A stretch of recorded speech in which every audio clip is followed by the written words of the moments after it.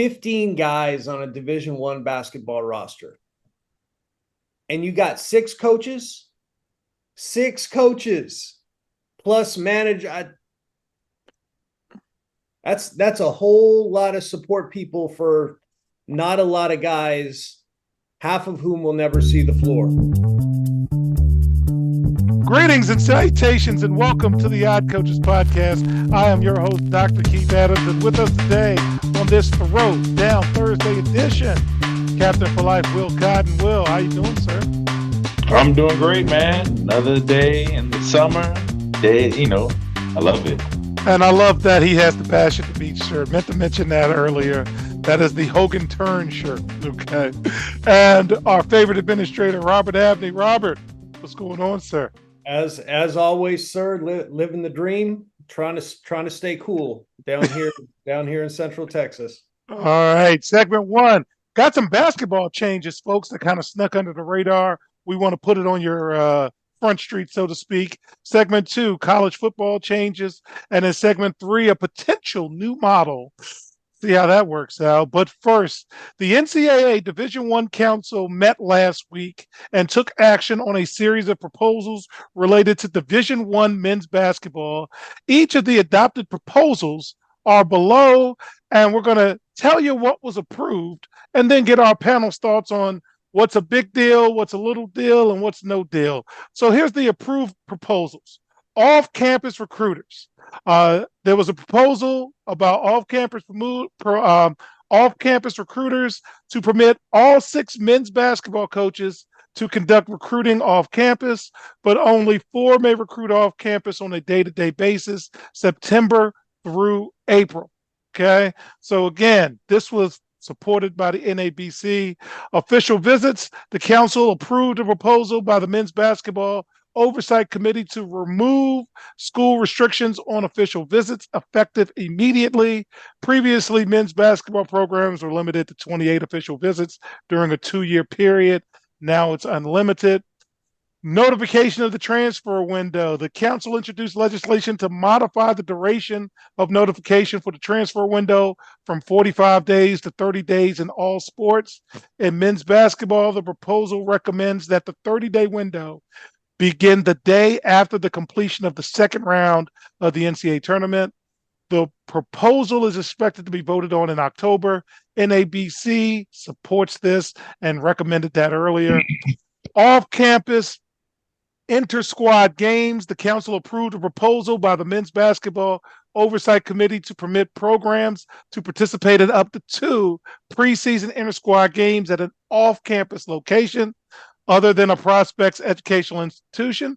And then foreign tours. The council approved a proposal by the Men's Basketball Oversight Committee to eliminate the restriction that prohibits student athletes from participating in more than 1 foreign tour per institution.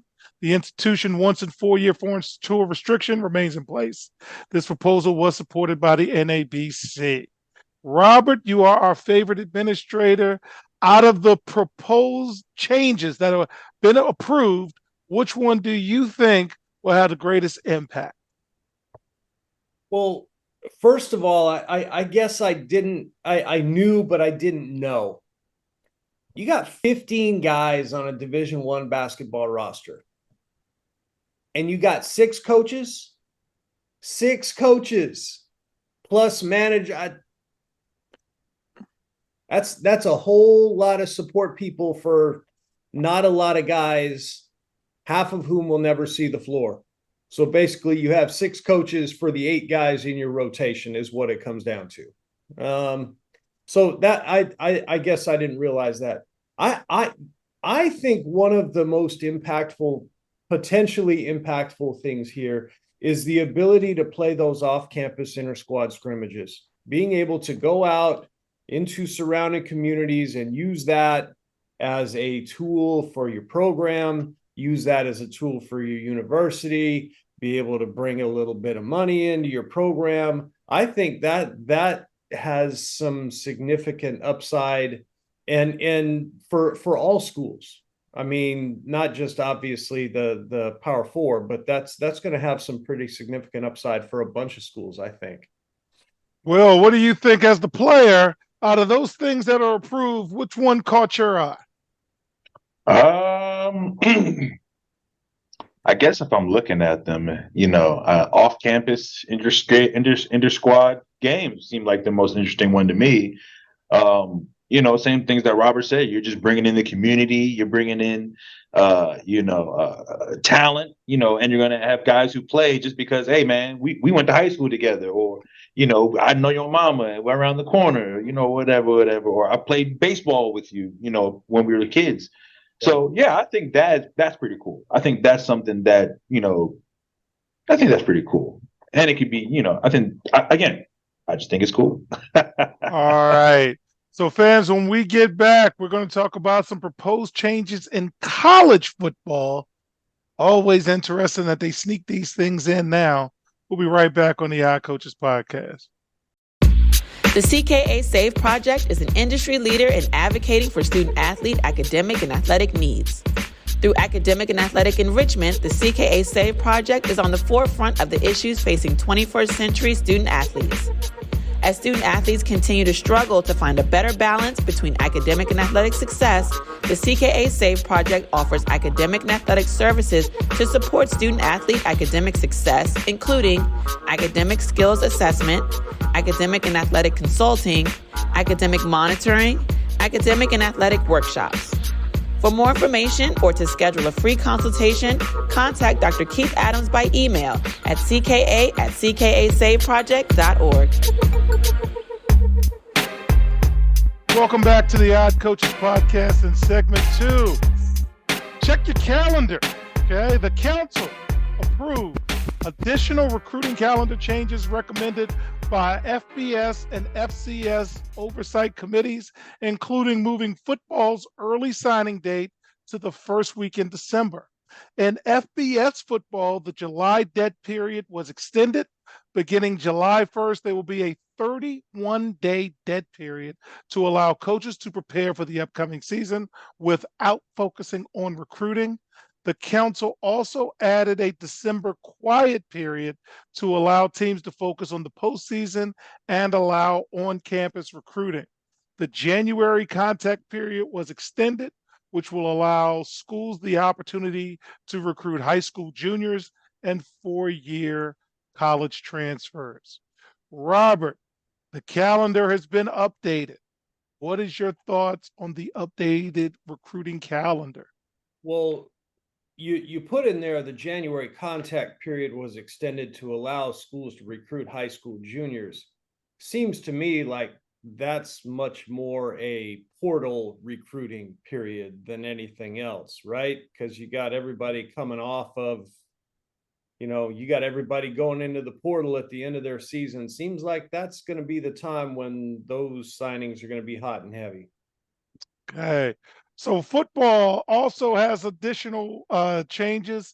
The NCAA Division I Council last week approved a change that will allow all football staff members to provide coaching instruction during practice and games, a change that removes some of the restriction on NCAA's previous maximum number of 11 air quote counted coaches. The decision will go into effect immediately. And now, moving forward, any staff member can provide technical and tactical instruction to student athletes during practice and competition. Will, you played high school football. Robert, you understand the jokes about the coaching staffs. Will, what is your reaction to now allowing coaches to actually coach? That's good, man. Coming from a football high school, who would have anybody and everybody who had time would be at the coach, would be at practice. Guys who would hang out with us and be like, if y'all lose, I'm not coming back. It's like, but y'all coach, ain't you supposed to be here for the season or not? But we lost and we never saw this one dude ever again, and we had one assistant coach who was in football, basketball, baseball. I think he got in the wrestling room a little bit. So he was a coach of everything. So it's good to actually finally have somebody who, if you're working with these student athletes who are certified in knowing what they're talking about, their coaching is talking about safely, their techniques are sound, and that's just an overall improvement of as we move forward, as we elevate the game. it needs more in like the Pee Wee situation as well. Can't just be anybody out here just teaching, tackling, and all that kind of stuff. So All crazy right, started college. Robert, you officiate football and you're kind of into it. You know the change was made because everybody was bootlegging anyway. So what do you think about the change to make sure that now all of these counted coaches, analysts, and everybody else can be involved in coaching? Well, there's still a restriction on like the number of headsets that they can have. Okay. So, the real coaches, I guess, are going to have the headsets, right? But what that means is, I'm going to be a side judge on the sideline, that deep sideline official, and I'm going to have a bunch of extra Bamas yelling at me because they're wanting pass interference, or they're wanting holding, or they're wanting this, or they're wanting that. So you ain't got no headset on. What you talking about? I ain't talking to you. I mean, yeah, because if you got a headset, you got someone else talking to you. You ain't gonna be talking to me. All right. But it just feels like, you know what it feels like, and honestly, with the house settlement, all this stuff, it kind of feels like, you know what, do whatever you want. It's all good. We don't care. Do whatever you want. That's what it feels like. I don't know. Maybe these quality control coaches were already coaching. Yeah. And a lot of this was making legal what people were doing anyway. So now if you can work with a guy during the week, why can't you talk to him on Saturday? So much ado about nothing. What I would like for them to do is, as an athletic director, and Robert, I want your reaction to this. I need you to cap the amount of coaches I can have, because I need to find $20 million that I don't have. So you can have this many people on your staff. You figure it out. But now we know how many guys, because we'll tell you in the summertime, everybody got a shirt that says insert school everybody got on a polo. it. Everybody. What do you got do? a playbook in their back pocket. Here's what's gonna happen. You know how you have, certain chaired positions on the academic side? You're going to have coaching positions that are chaired, Dr. Keith Adams, assistant offensive line coach. Right. Something like earning that. your headset. You get a degree and you get the headset. That's I see that happening. You're gonna see staffs going out and finding people to pay for coaching positions for them. You say, hey, I need $150,000 to hire this coach with benefits and everything else. That's going to cost us $150,000, and they find somebody to pay for it. Yeah, I see that happening. All right. So fans, when we get back in segment 3, we're going to talk about the non-football schools and how they're trying to make some changes for themselves with all of these things going on.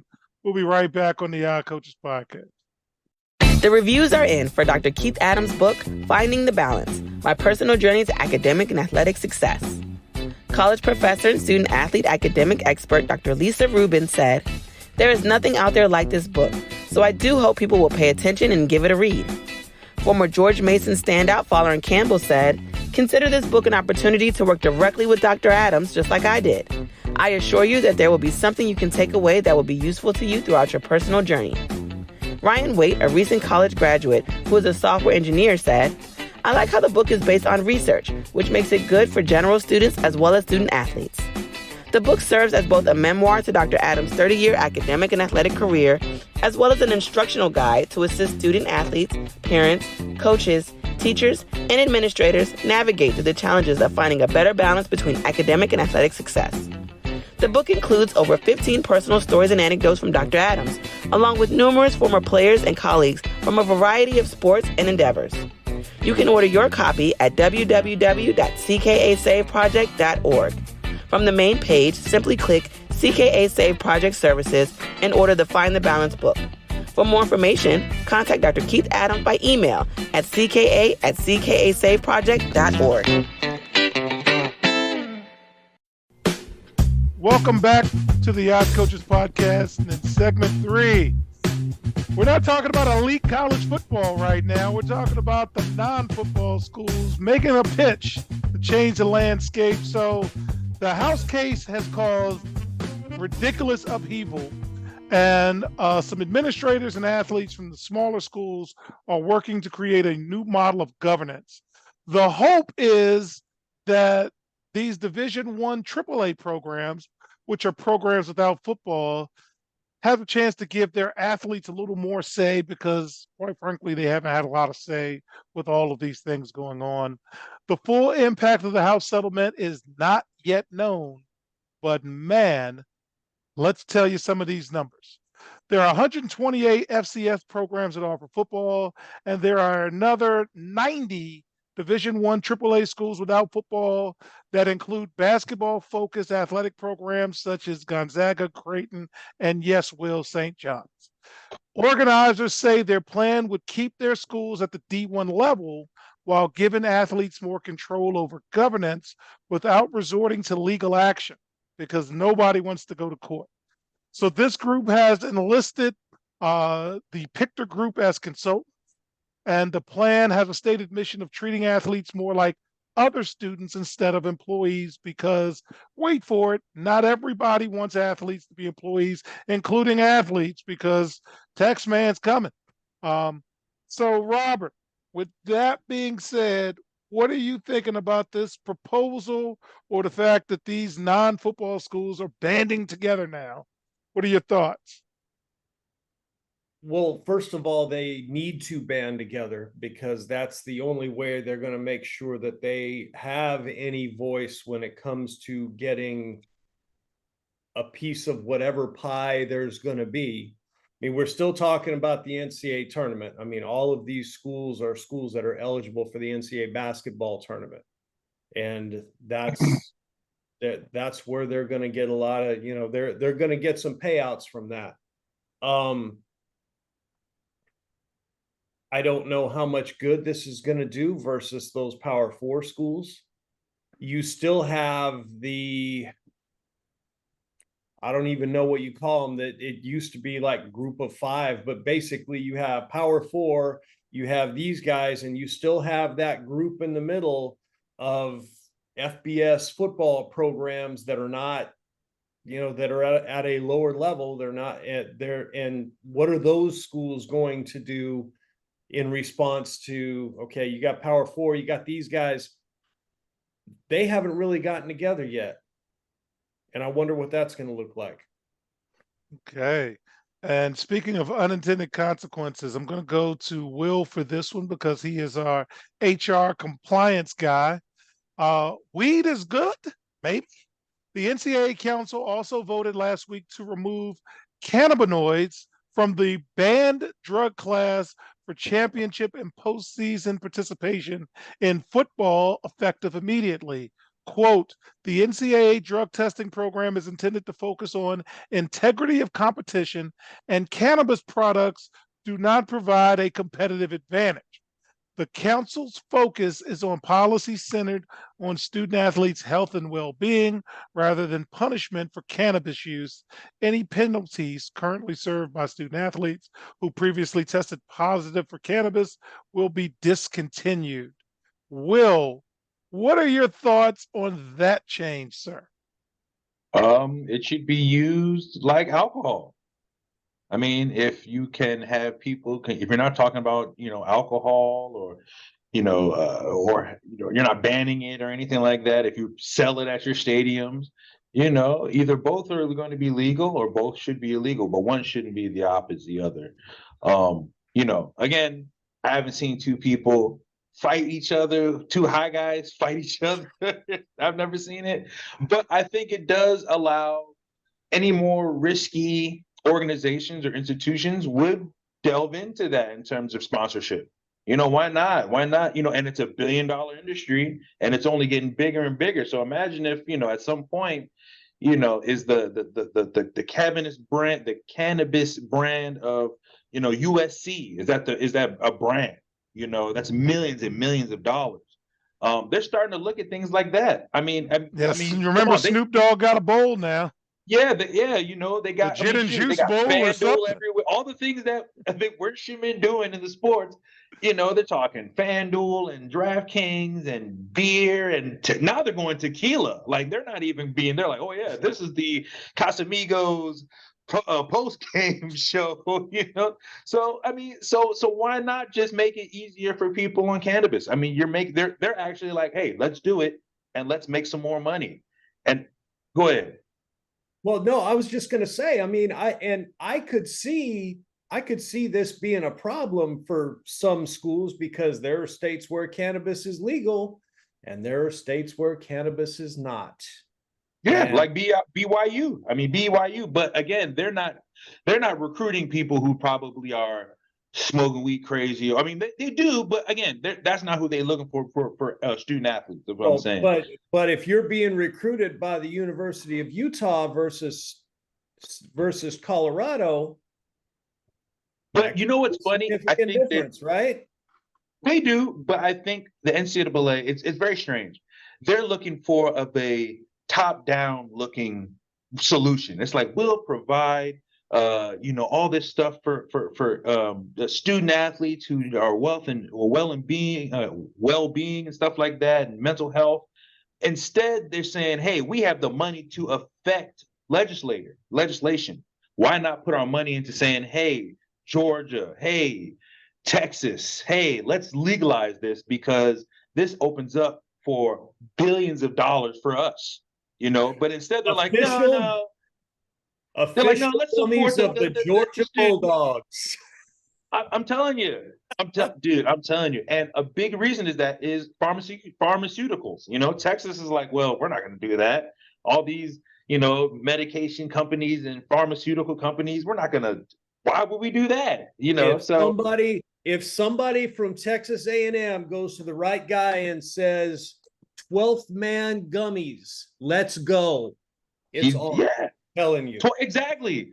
Yeah, exactly. I mean, go Tigers, go Tiger Gummies. Like, imagine. I mean, dude. It's all gonna. Look, 5 years from now, you'll see that crazy stuff. I mean, they do it now on the when they sell them, they put like the logo on it, LSU and whatever cannabis and flower, and they do it now. So I mean, NCAA is like, look, hey, we know somebody's going to come to us with a check to, hey, let's put this brand on our field, or you know, why not? Why not? I mean, why not? It's changing society. That day is coming, man.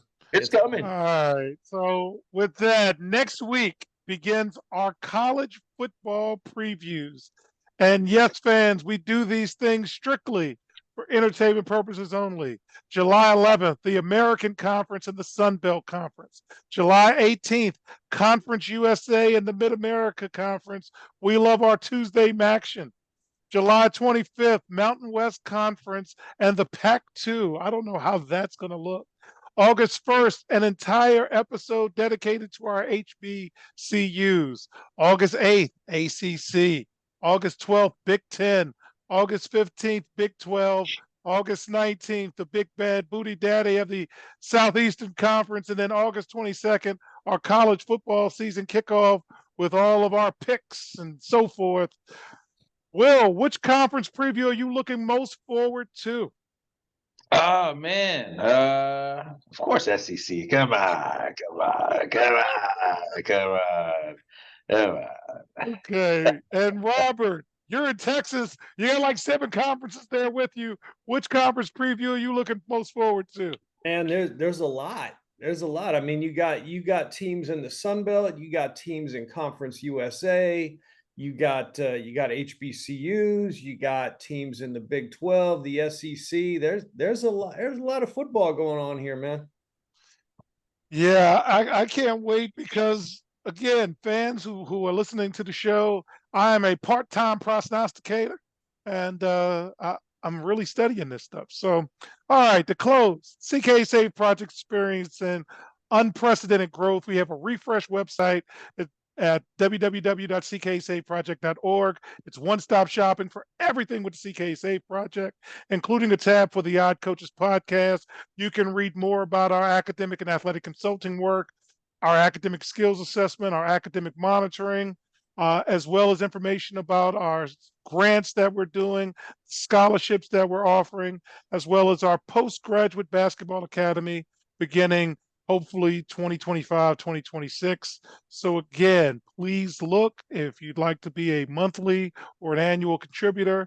Also this week, check us out on social media because we're selling double good popcorn with our interns leading the way. So on behalf of our cavalcade of stars, I'm Dr. Keith Adams saying thank you for listening and or watching the Odd Coaches podcast, and we'll see you on the sidelines. Till next time, take care. The Odd Coaches podcast is sponsored by the CKA Save Project. The CKA Save Project is an industry leader in providing student-athlete academic and athletic support. From assessing student-athletes' academic and athletic skills to measuring and monitoring student-athlete academic progress to improving student-athlete time management and organizational skills, the CKA Save Project provides wraparound services for student-athletes from middle school through college. For more information, visit us on the web at www.cksaveproject.org or schedule a free consultation with Dr. Keith Adams by emailing cka@cksaveproject.org. We hope you enjoyed today's show. The Odd Coaches podcast drops new episodes every Tuesday through Friday on most weeks. Make sure you subscribe to the Odd Coaches podcast on Apple Music, iHeartRadio, Podbean, Spotify, and YouTube. Follow the Odd Coaches podcast on Twitter and Instagram at Odd Coaches. Follow Dr. Adams on Twitter and Instagram at CKA Save Project. In addition, follow Coach Mike Francis on Twitter and Instagram at Coach Franchise, spelled Coach Franchize. For more information about the CKA Save Project, please visit them on the web at www.cksaveproject.org. See you next time on the Odd Coaches podcast.